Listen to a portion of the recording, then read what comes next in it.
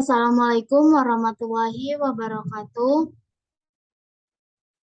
Perkenalkan, kami dari kelompok 4 eh, yang beranggotakan Karisma Putri Cahyani, Aulia Nur Fadila, saya sendiri Firda Farhana. Sini kami akan mempresentasikan dengan judul Pengertian Karakteristik Profesi dan Profesi yang Mengatur Diri Sendiri. Kemudian di sini ada pengertian etika dan profesi. Pengertian etika atau etimologi berasal dari bahasa Yunani adalah ethos yang berarti watak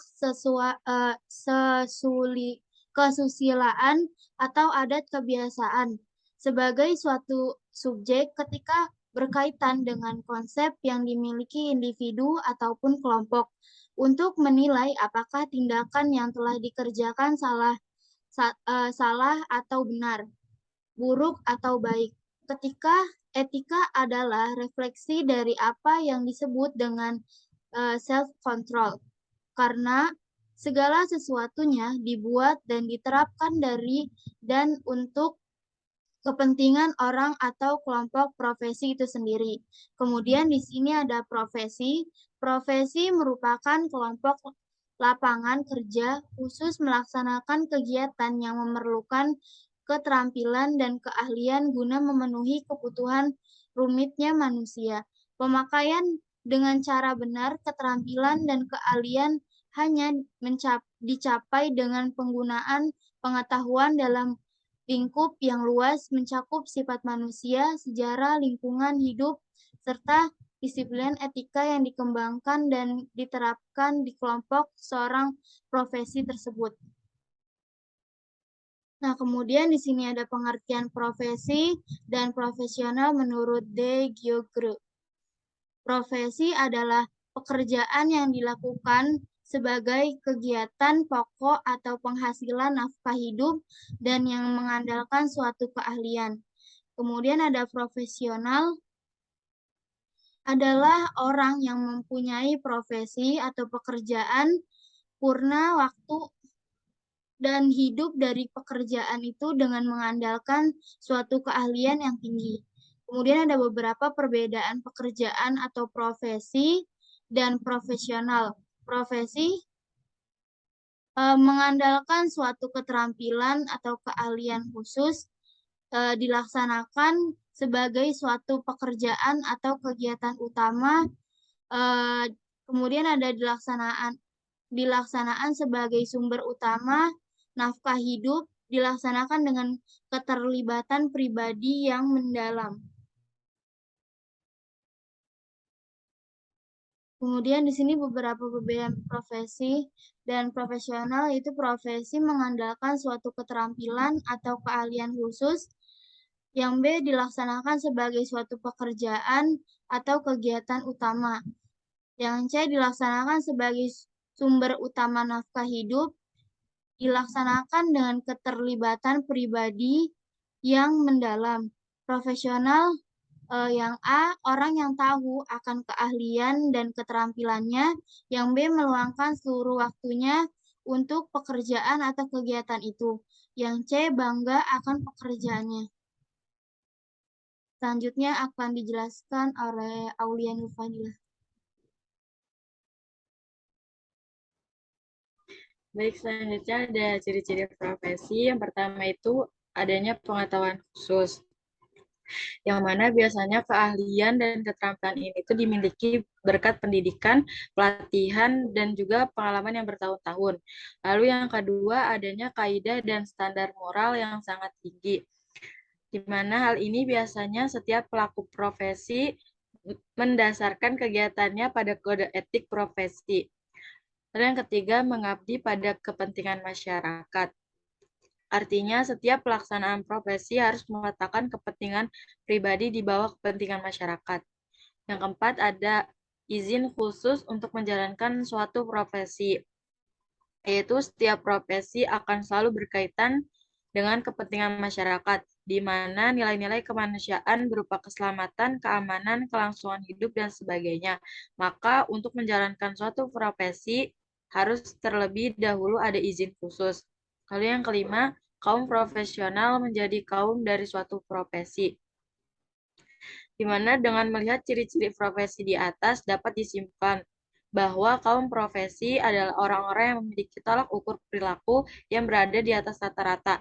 Di salah satu pihak ada tuntutan dan tantangan yang sangat berat, tetapi di lain pihak ada suatu kejelasan mengenai pola perilaku yang baik dalam rangka kepentingan masyarakat. Next slide.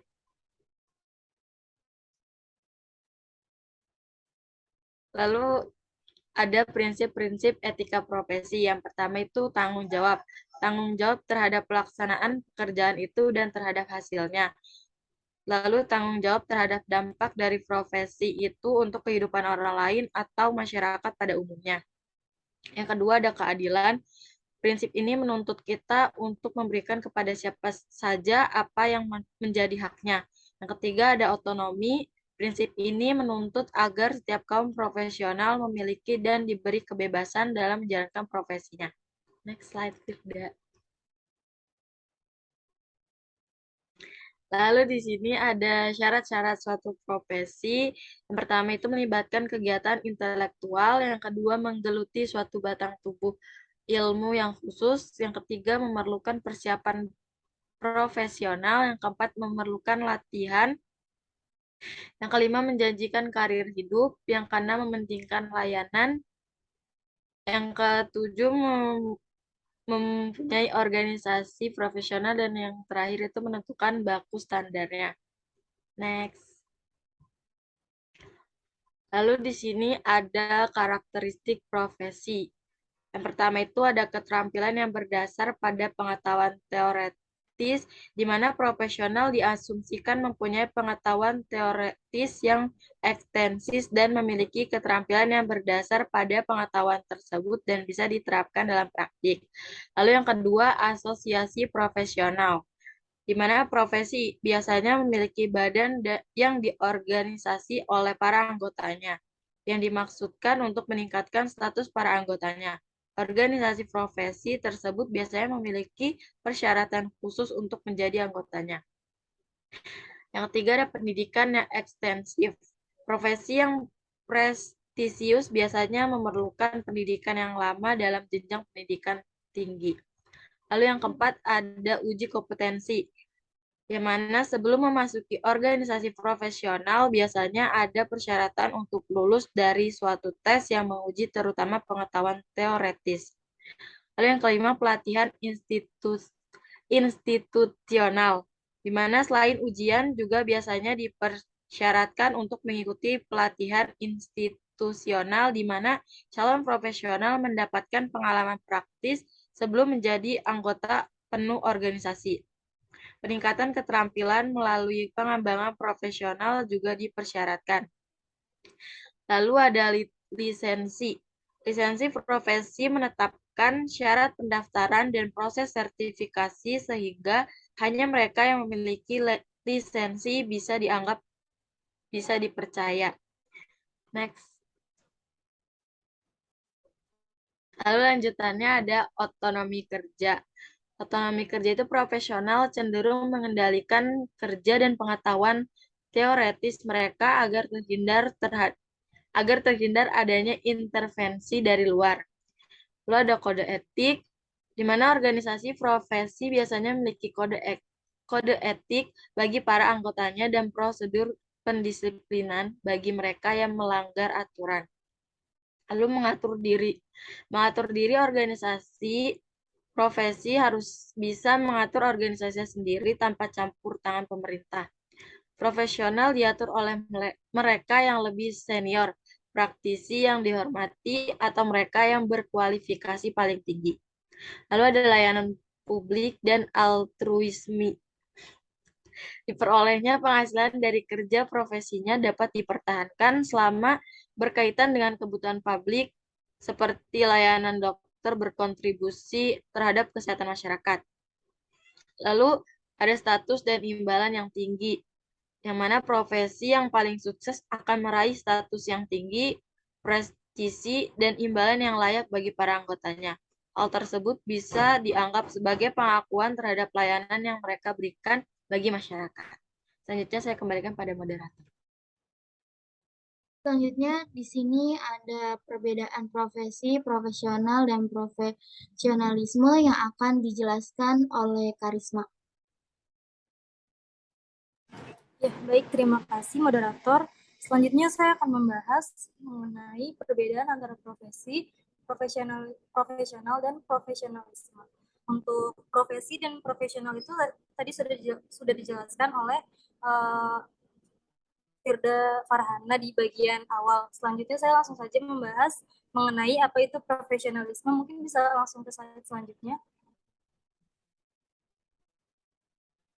Ya, di sini atas lagi tuh. Nah, ya. Ya, tadi kan sudah dijelaskan mengenai perbedaan profesi dan profesional. Selanjutnya ini ada yang namanya profesionalisme. Profesionalisme ini mengandung hal-hal sebagai berikut. Yang pertama ini dia merupakan seseorang yang menguasai pekerjaannya, yaitu lebih dari seseorang yang profesional. Selanjutnya memiliki sikap dan perilaku untuk memiliki standar sikap dan perilaku dalam pekerjaannya dan juga memiliki kualitas serta kuantitas pekerjaan yang sangat memuaskan. Selanjutnya, next. Selanjutnya ini ada pembahasan mengenai profesi yang mengatur diri sendiri atau tanggung jawab sebuah profesi. Sebagai seorang yang memiliki profesi, tentu saja memiliki sebuah tanggung jawab atas pekerjaan yang mereka miliki. Dan tanggung jawab profesi ini merupakan bentuk yang mengatur diri kita sendiri. Tanggung jawab profesi juga merupakan salah satu pelaksanaan kewajiban maupun tanggung jawab atas kesalahan yang dilakukan oleh seorang profesi. Selanjutnya, semakin bebas tingkah laku manusia ini bertanggung jawab, semakin bebas tingkah laku manusia, maka semakin bebas juga tanggung jawab yang ia miliki. Kurang lebihnya seperti itu. Selanjutnya saya kembalikan kepada moderator. Baik, terima kasih Karisma atas penjelasannya. Selanjutnya di slide terakhir, sekian. Terima kasih. Apabila kelompok kami ada kekurangan atau kesalahan kata, mohon dimaafkan. Kurang lebihnya mohon maaf. Wabillahi taufiq wal hidayah. Assalamualaikum warahmatullahi wabarakatuh.